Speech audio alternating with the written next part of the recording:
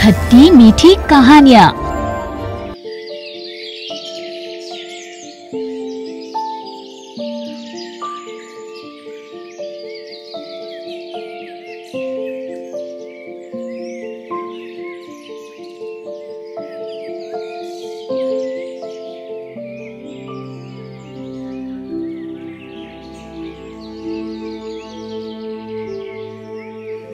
बाली जल्दी आ, सब धान भीग जाएंगे।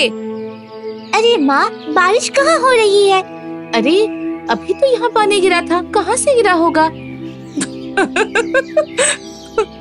माँ, सभी धान को इस तरफ लाकर सुखा दीजिए। लेकिन थोड़ी देर में यहाँ पश्चिमी धूप गिरेगी। हाँ, लेकिन अभी तो पूर्वी धूप में दीजिए।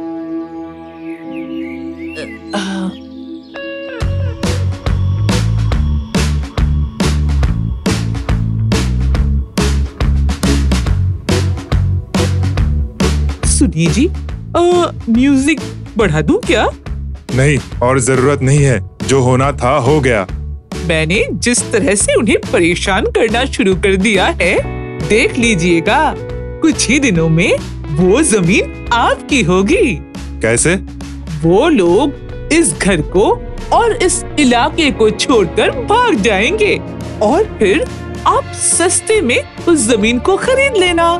अगर उन्होंने किसी और को बेच दिया तो? अरे नहीं नहीं, इस इलाके में सिर्फ आप ही महाजन हैं। अरे आपके अलावा घर जमीन खरीदने का इतना सारा पैसा क्या किसी के पास है? अरे वो घर मुझे मिल जाने से तुम्हारे लिए वहाँ एक छोटा सा बगीचा बनाऊंगा और साथ में एक झूला और सामने एक छोटा सा घर। अच्छा दीजिए, मछली के कांटे मुझे दीजिए और बचा खुचा खाना यहाँ दीजिए और मेरे हिस्से का भी।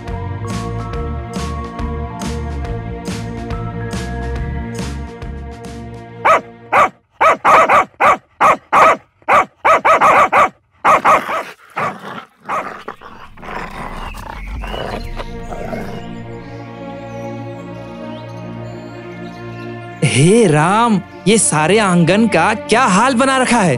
बेला, बेला। क्या बात है? ये देखो क्या हाल बना रखा है। पूरे आंगन में मछली के कांटे, बचा हुआ खाना, आम की गुठलियां। छी छी छी छी छी। तुम सुबह सुबह उठकर आंगन में झाड़ू लगा नहीं सकती? बेटा पढ़ने जाएगा, इसलिए पहले उसके लिए खाना बना रही थी।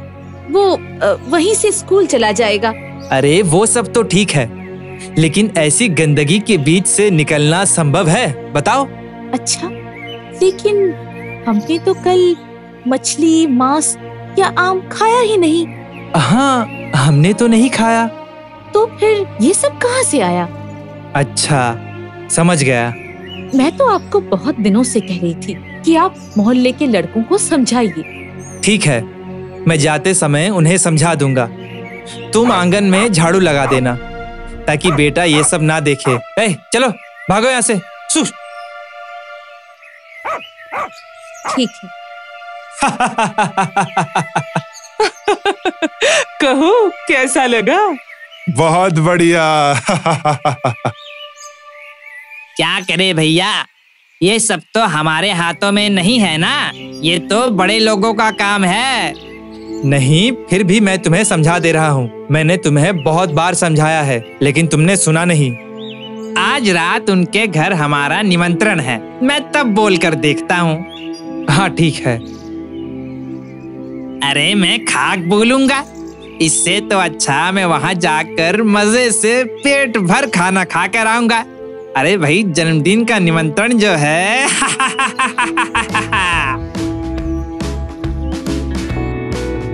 माँ, मुझे पढ़ने में परेशानी हो रही है। क्यों? तुमने कान में रुई नहीं डाली है?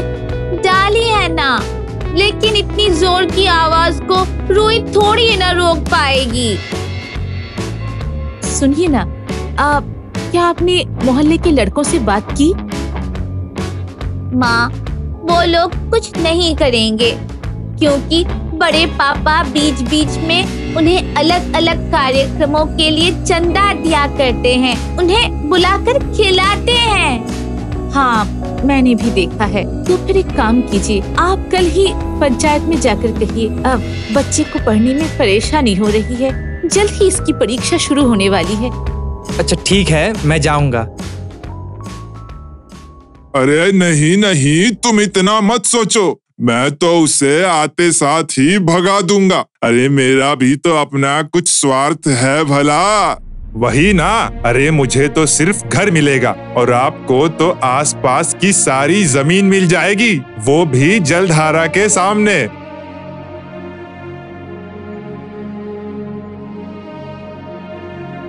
बिल्कुल।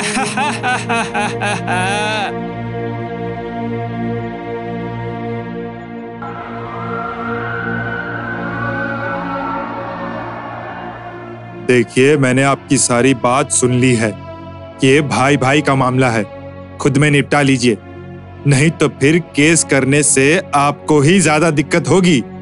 क्यों? कैसी दिक्कत?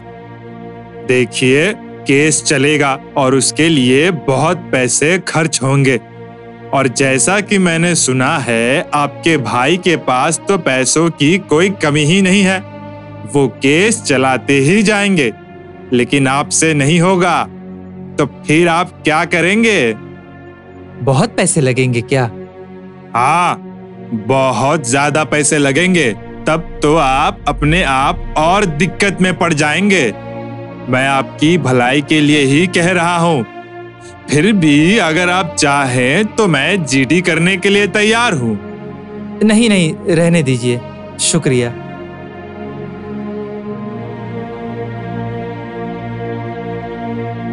सुन, तू सवेरे जल्दी उठकर पढ़ पाएगा?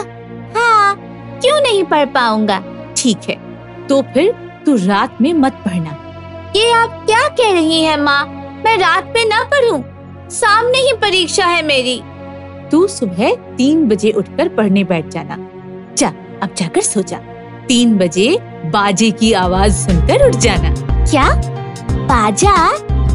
लेकिन तुम बाजा का क्या करोगी? बजाऊंगी, मतलब बजाकर पूजा करूंगी। जाइए, आप सब सो जाइए।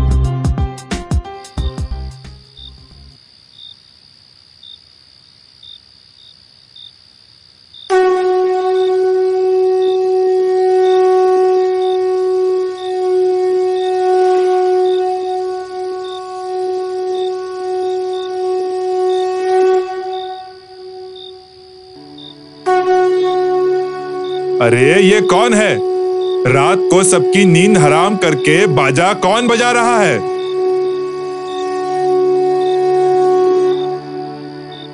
मतलब इतनी रात को लोगों की नींद हराम करने का क्या मतलब है भला? पूजा कर रही हूँ भैया। एक मन्नत रखी है मैंने, इसलिए रोज सुबह 3 बजे उठकर पूजा करना पड़ेगा। 1 महीना। 1 महीना? इसका मतलब 1 महीना नींद हराम? ये नहीं चलेगा। सुनिए, आप कल ही पुलिस को खबर कीजिएगा। देखते हैं ये पूजा कैसे करेगी।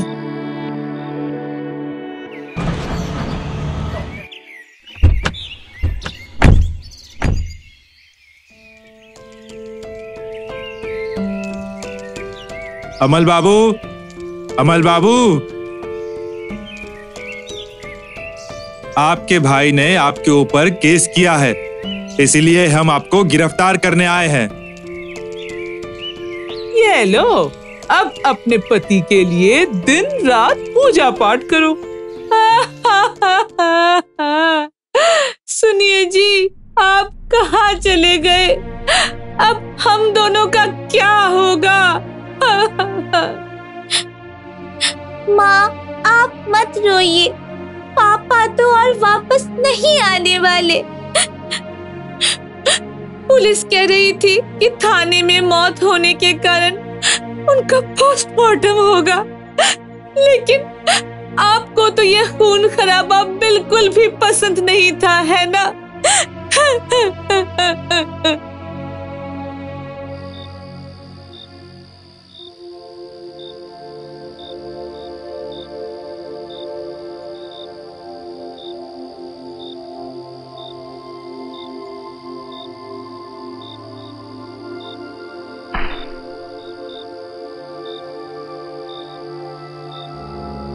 ओ मेरे भैया, मैं बहुत कष्ट में हूँ। आपने मुझे आखिर जीने नहीं दिया।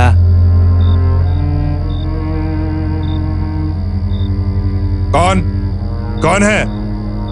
मैं हूँ तुम्हारा भाई, तुम्हारा प्यारा भाई अमल। अमल? लेकिन तू तो मर गया है ना? मरने के बाद ही तो आपके पास आया हूँ भैया। मुझे बचपन की वो बातें बहुत याद आती हैं, जब हम बहुत मजे किया करते थे। लेकिन भैया, अभी मैं बहुत कष्ट में हूँ।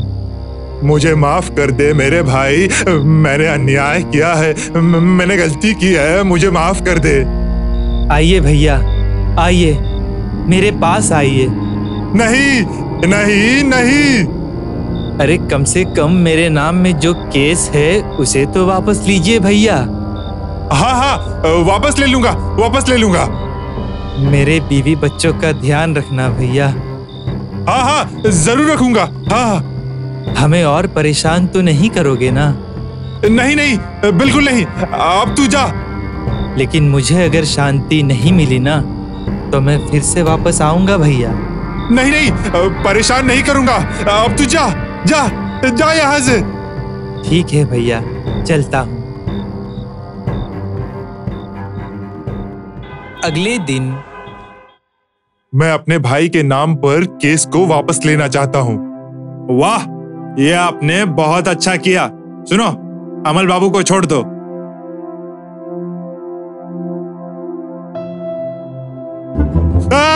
भूत! आप सुन रहे हैं? आप ठीक तो है ना? भैया, मैं भूत नहीं हूँ, मैं आपका भाई हूँ। लेकिन तू तो मर गया था ना? नहीं तो? वो मरे तो नहीं, लेकिन हाँ, वो थाने में जरा बीमार हो गए थे। बार बार कह रहे थे कि मैं अपने भैया को इतना प्यार करता हूँ और उन्होंने मेरे साथ ऐसा किया। माफ कर दे भाई, अब और ऐसा नहीं होगा। चल, घर चल। इसी को कहते हैं बीवी की बुद्धि। उसने भूत बनकर अपने पति को भी बचाया और दोनों भाई के रिश्ते को भी। अच्छा हुआ कि उस दिन मैं उनके बात को मानने के लिए तैयार हो गया था। इसीलिए आज हम ये दिन देख पाए। इसीलिए कहा जाता है कि सभी पुरुषों को अपनी बीवी की बुद्धि के हिसाब से ही चलना चाहिए।